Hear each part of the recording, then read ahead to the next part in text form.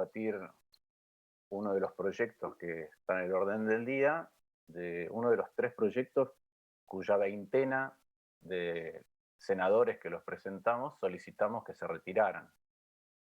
Eh, Me llama la atención que alguien diga que se pida que se retiren proyectos, es llamativo. Ocurre, ¿no? Ya lo dijo la senadora Silvia Elías de Pérez, que se retiran proyectos. De hecho, por ejemplo, el expediente 2552 de este año es un pedido de retiro del senador Luenzo de un proyecto que él presentó, ¿sí? Entonces, eso ocurre, no es llamativo. Lo que yo quisiera saber es si alguna vez en la historia de la Cámara, en los usos y costumbres, se debatió en comisión un proyecto que todos los firmantes pidieron que se retirara.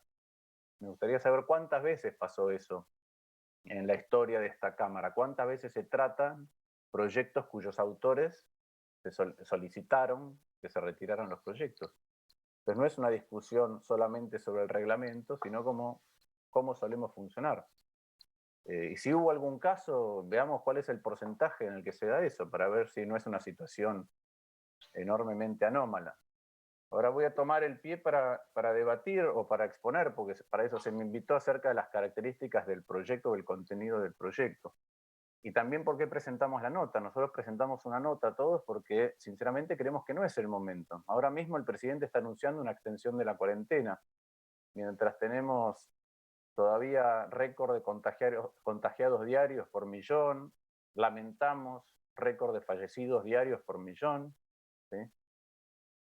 Tenemos provincias cuyos sistemas sanitarios empiezan a estar desbordados, tenemos una caída del PBI de 2 dígitos, tenemos un aumento incipiente o una aceleración de la inflación, tenemos más pobreza, tenemos más desempleo, tenemos tomas de tierras, tenemos todos los días aumentos de episodios de inseguridad. Eh, no estamos discutiendo cómo ayudar a los jóvenes a adquirir el conocimiento que no van a tener por el año pedagógico perdido. Y hay un montón de proyectos que nosotros presentamos en estas direcciones para tratar directamente con estos temas que no se tratan. Sé que repetimos como un mantra que hemos tenido récord de sesiones, que ya vamos 20. Yo con mi equipo me tomé el trabajo de ver cuántos de estos proyectos atacan directamente la situación sanitaria y el resto de las cosas que mencioné. Solamente el 2% de los proyectos que tratamos en la Cámara se abocan directamente a esas cuestiones. Entonces la pregunta es, ¿esta es la agenda para este momento? La verdad es que no, ¿sí? Y por eso solicitamos el retiro. Recordemos que estos proyectos fueron presentados en 2017 y 2019, los de la senadora Krexel, y el mío el 14 de febrero, es decir, claramente antes de la pandemia. Con lo cual nos resulta llamativo el apuro para mantener las formas, ¿no? Nos resulta llamativo y no creemos sinceramente que esta sea la agenda que este cuerpo debería tratar en estas circunstancias de tanta incertidumbre y tanta angustia. Y habida cuenta de otras cosas que ocurrieron en el pasado, sí nos llama la atención y nos genera sospechas, sobre todo porque ya se vertieron acá, perdón, algunos considerandos acerca de otros proyectos anteriores y si hay un senador que se lo llama, un procurador que se lo llama irregular cuando no es, y se habla de que hay que cambiar o que hay otros proyectos que dicen que hay que cambiar la forma en que se elige o se designa el procurador. La verdad es que solicitamos eso, obviamente por el artículo 137 recibimos esa nota, pero, como digo, los usos y costumbres son los que acabo de mencionar. Yo insisto, tratemos de encontrar a lo largo de la historia de la Cámara un episodio donde haya ocurrido lo que estaba ocurriendo hoy. Además, digo, en el momento en que se presentó el proyecto, también ocurría que el presidente hablaba de una agenda institucional, hablaba de una discusión profunda y consensuada acerca de la reforma del Poder Judicial, algo que no pasó. Ya creo que la senadora Silvia Elena Pérez mencionaba cómo se dio esa discusión, ¿no? Y que gastamos, bueno, todavía no, porque no tiene la sanción completa, pero 14.000 millones de pesos creando cargos en 10 minutos. También ocurrió, el presidente hablaba de modificar la situación de la inteligencia. Lo que pasó con la agencia de inteligencia, que se filtraron un montón de nombres sin precedentes y con una gravedad institucional. al mismo tiempo el senador Naide nos dijo que hay 12 pedidos de juicio político contra Casal. ¿Que es un procurador interino? Sí. Ahora, que es irregular, no. Yo no soy abogado, pero entiendo que lo nombró varias veces como su sucesor en distintas instancias la propia Gil Carbó. Entonces, a mí me alegra escuchar, a pesar de algunas opiniones previas, me alegra escuchar de un senador con la formación y la rigurosidad como el senador País, decir que nada de lo que vamos a discutir en esta comisión tiene como objetivo alterar los 2/3 con los que se debería elegir el procurador general.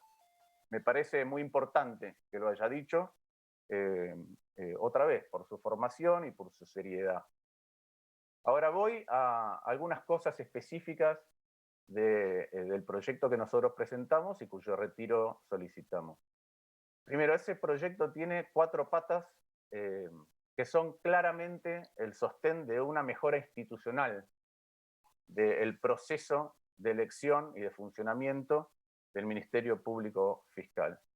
La primera de esas patas son los 2/3, absolutamente fundamental. ¿Por qué?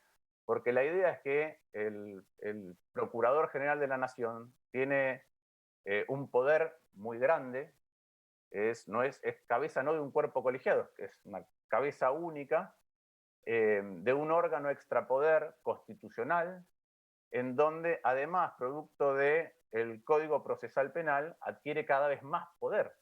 Es el jefe de todos los fiscales, es el encargado de la política criminal en delitos de acción pública en todo el territorio nacional. Entonces es un funcionario de un enorme poder. Y por eso, desde el punto de vista de cómo deberíamos designarlos, mantenemos esos 2/3. Es decir, nosotros creemos que la primera pata de esa mesa es 2/3, 2/3, 2/3, 2/3. Es decir, acuerdo de la clase política para debatir y designar quién debería ocupar un rol tan relevante dentro de nuestro sistema. Ese es el primer punto. ¿Cuál es el segundo punto del proyecto, la segunda pata? Que no sea más vitalicio. ¿Por qué? Bueno, precisamente por las características que acabo de mencionar, del enorme poder que se le da, ¿sí? Particularmente con la aplicación del Código Procesal Penal. Entonces, hoy, ¿sí?, el procurador es y seguirá siendo la única cabeza de un poder no colegiado que es vitalicio, que es contrario a la República, ¿sí? Los jueces son vitalicios, pero en el caso de los jueces se revisan sus fallos. En el caso de la Corte Suprema es un cuerpo colegiado. El presidente de la Corte Suprema se elige cada 3 años. Entonces, este caso es un caso anómalo, es un caso único, es un caso que va en franca contradicción con las instituciones republicanas. Además, hay otro tema, que es que el artículo 120 de nuestra Constitución, por el que se crea el Ministerio Público Fiscal, dice que su objetivo es promover la actuación de la justicia en defensa de la legalidad y los intereses de la sociedad. Cuando ese cargo es vitalicio, ocurren 2 cosas. Primero, que la propia seguridad que tiene alguien en ese cargo genera incentivos a que se aleje sin ningún costo de los intereses de la sociedad. Y en segundo lugar pasa lo siguiente: a medida que transcurre el tiempo, la política criminal tiene que adecuarse a las necesidades de la sociedad, es decir, van mutando las prioridades. Y si tenemos un procurador que es vitalicio, no tiene por qué ocurrir eso. Es decir, puede seguir teniendo su sesgo personal por siempre, por 50 años, 40 años, el tiempo que dure, el tiempo que esté. Entonces, las primeras 2 patas de la mesa, ¿sí?, son 2/3, 2/3, 2/3 y que no sea vitalicio. Los 2/3 son tan importantes que el propio candidato propuesto por el Poder Ejecutivo Nacional dice que sin los 2/3 no está dispuesto. Entonces, es tan importante eso, ¿sí?, que son 2 de las patas con las cuales tenemos que mejorar el sistema. ¿Cuáles son las siguientes? La primera es la no reelección, particularmente en mandatos consecutivos. En el proyecto de nuestra autoría puede tener reelección, pero mediando un mandato. Y el límite de edad, ¿sí?, tiene que concluir su mandato a los 75 años. Todo por idénticos motivos a lo anterior. En una república, no dar un poder excesivo a nadie durante un tiempo ilimitado, y mucho menos, como decía, de una parte que ese poder lo pueda utilizar otro poder para nombrar en lugar de consensuar, discutir, debatir y hacer una designación que salga de esa interacción. Y por último, ¿sí?, la no designación en un año electoral. ¿Por qué? Porque tampoco es la idea que un gobierno saliente nombre a las cabezas del Ministerio Público Fiscal para asegurarse un montón de cuestiones, entre ellas la impunidad. Entonces, el núcleo del proyecto tiene 4 patas, cuyo objetivo es perfeccionar la institucionalidad, cuyo objetivo es hacer más demandante la manera en que nombramos, limitar el poder, y si una de esas patas no está, que es los 2/3, lo que hacemos es aumentar la injerencia de los otros poderes en nombrar a alguien, y que eso es absolutamente contrario a lo que estamos todos buscando. Por eso, insisto, me alegra mucho escuchar que ese no es el objetivo de esta comisión, que los 2/3 no van a ser modificados. Esa estructura que nosotros proponemos, sobre todo en la limitación de los mandatos, es la estructura de países con los que nos podemos comparar. Es la estructura de España o de países de la región, de Uruguay, de Colombia, de Chile, de Paraguay, de Brasil, de Bolivia, de Ecuador, de Perú y de muchas de las provincias, particularmente, por ejemplo, en el caso de la ciudad de Buenos Aires, cuyo nacimiento es, si quieren, no concomitante, pero sí pensada la Constitución dentro del sistema acusatorio. Entonces, el proyecto, para explicarlo, consiste en perfeccionar la institucionalidad, limitar la discrecionalidad de otros, limitar la propia discrecionalidad del procurador. Y eso es 2/3, límite temporal a su mandato, cuando no se puede elegir, y limitar la reelección y ponerle un tope a los 75 años. Todo esto en el sentido de mejorar nuestras instituciones republicanas. ¿Por qué además? Porque a las pruebas me remito. Con el estado actual lo que tenemos es que el funcionamiento es complejo. ¿En qué sentido es complejo? Tuvimos 3 procuradores elegidos con acuerdo del Senado desde la Constitución del 94, y en 2 de los 3 casos tuvimos remociones traumáticas. Traumáticas para el sistema político, traumáticas para la sociedad. Y lo mismo pasa con las dificultades de designación. ¿Por qué? Bueno, porque si vamos a poner a alguien vitalicio que tiene 50 años, bueno, estamos asignando la política en esa materia por, no sé, 30 años. Entonces, tiene tanto peso, tanta carga, que la discusión que nos damos nosotros es irracional. Está matizada, está afectada por otras cuestiones. Y es por eso que llevamos tanto tiempo o varios años sin tener un procurador general de la nación designado. Entonces, el contenido del proyecto, insisto, es mejorar las instituciones, es limitar el poder de esa figura y sobre todo la injerencia de otros poderes dentro del Ministerio Público Fiscal. Y hoy eso es más importante que nunca por el Código Penal Procesal, por ir al sistema acusatorio. Entonces, este es el origen, el espíritu y lo medular del proyecto que hoy me invitaron a exponer.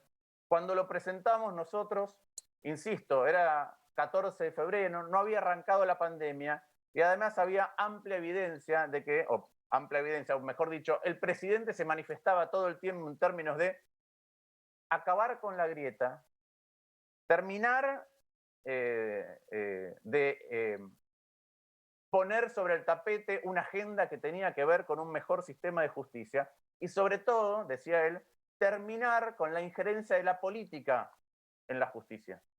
Terminar con la injerencia de la política en la justicia. Y es en ese contexto que nosotros, como contribución, ¿sí?, presentamos este proyecto. Este proyecto que nos parece bueno, ¿sí?, si no, no lo hubiéramos presentado, que nos parece que mejora lo existente, pero en un contexto donde no habían ocurrido un montón de otras cosas que antes mencioné, y además en un contexto donde no existía la pandemia y las enormes urgencias que creó la pandemia. Y es por estos motivos, ¿sí?, que presentamos una nota en donde sugerimos, pedimos, solicitamos que esto no se trate en estos momentos. Muchas gracias.